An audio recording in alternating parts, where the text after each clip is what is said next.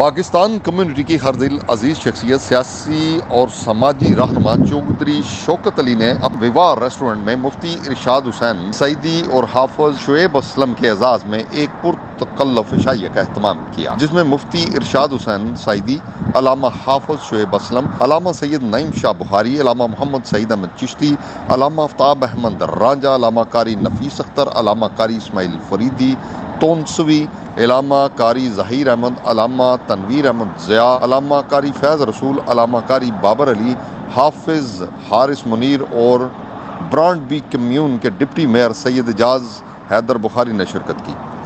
قاری اسماعیل فرید تونسوی نے سرائیکی زبان میں عارفانہ کلام اور سیف الملوک کے اشعار پڑھ کر محفل کی رونق کو دوبالا کر دیا، جس پر حاضرین محفل نے